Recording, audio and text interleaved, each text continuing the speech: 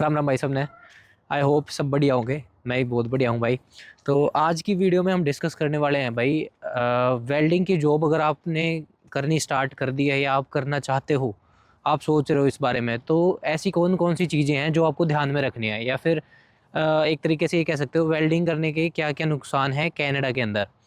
तो अगर आपने पिछली वीडियो नहीं देखी है तो उस वीडियो में मैंने डिस्कस किया है कि आप कैसे जो है जॉब के लिए इंटरव्यू क्रैक कर सकते हो, कैसे अप्लाई कर सकते हो, कैसे कंपनी को अप्रोच कर सकते हो। ये सारी इन्फॉर्मेशन मैंने पहले एक वीडियो बनाई है, उसके अंदर मैंने सारी चीज़ें जो है एक्सप्लेन करी हैं। वो आप जाके देख सकते हो। आई बटन में भी जो है मैं लिंक आपको दे दूँगा और आप उसे जाके चेक कर सकते हो, या फिर मेरा चैनल जो है वो स्क्रॉल कर सकते हो आप। तो ज़्यादा टाइम वेस्ट नहीं करते हैं, सबसे पहले मेन पॉइंट पे आते हैं कि भाई सबसे ज़्यादा बड़ी दिक्कत क्या होती है अगर आप वेल्डिंग का काम कर रहे हो तो।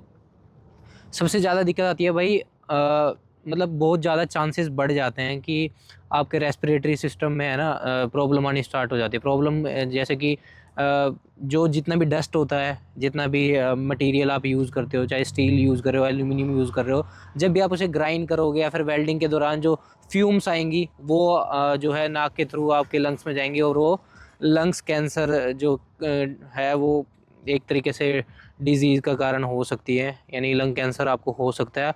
तो उस चीज़ से बचने के भी बहुत सारे तरीके होते हैं, बहुत सारी कंपनी हैं जो सेफ्टी प्रोटोकॉल फ़ॉलो करती हैं। तो आप वो चीज़ ध्यान में रखें कि ये चीज़ें बहुत कॉमन हैं, वेल्डिंग के दौरान ये चीज़ हो जाती हैं, तो हम इन चीज़ों को लेके मेक श्योर रहें।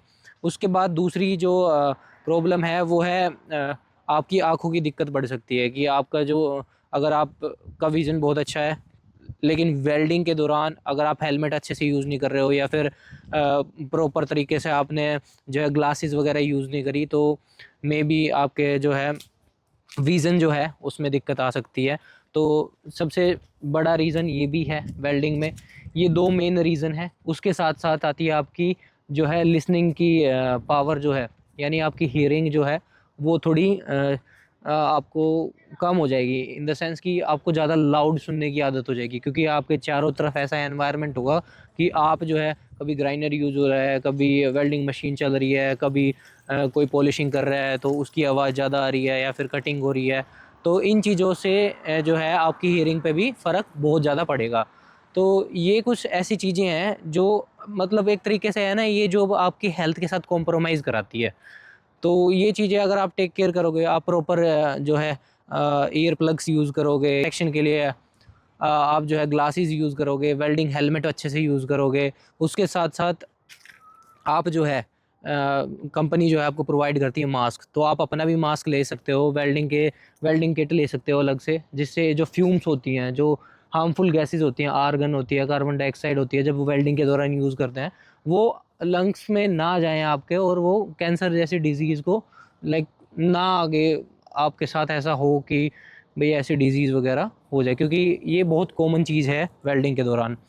उसके बाद ये 3-4 चीज़ें ऐसी हैं जो आपको ध्यान में रखनी होती हैं, लेकिन उसके साथ-साथ मैंने ये बहुत बार नोट किया है, मैं किसी कंपनी को ब्लेम नहीं करूँगा, ना किसी का नाम लूँगा, लेकिन यहाँ पर सेफ्टी प्रोटोकॉल जो है अच्छे से फ़ॉलो नहीं किए जाते, तो आपको ही अपनी सेहत का ध्यान रखना पड़ेगा ड्यूरिंग जब भी आप कोई काम कर रहे हो, कटिंग कर रहे हो या कुछ भी कर रहे हो, आपको ये चीज़ ध्यान मेक श्योर रखना है कि आप अपने आप को हर्ट ना करो।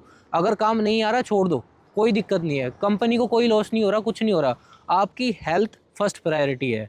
अगर आपको ये लगता है कि भाई कोई चीज़ कट करने से या फिर ग्राइंडिंग जो है गलत पोजीशन में करने से आपको कुछ हो सकता है, आप छोड़ दो उस चीज़ को। सुपरवाइज़र को बताओ कि मुझसे नहीं हो पा रहा है, मुझे हेल्प चाहिए, दैट्स इट।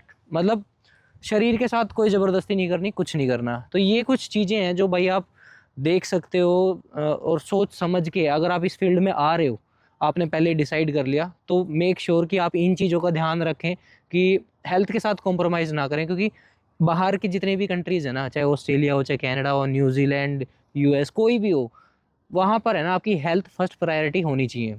बहुत सी चीज़ों में हम भी कॉम्प्रोमाइज़ करते हैं, लेकिन हमें नहीं करना चाहिए।